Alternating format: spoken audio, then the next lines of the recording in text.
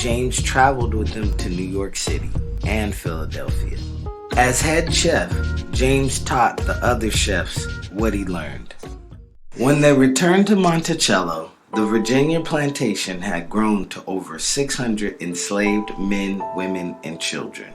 Thomas wrote that he made a 4% profit every year from the birth of black children. Some of these enslaved children were Thomas's own sons and daughters. We don't have any records of James's thoughts, but all of this must have made him very sad.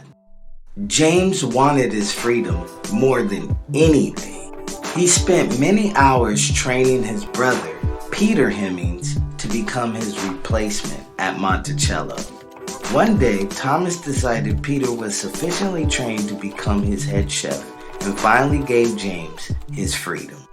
James left Monticello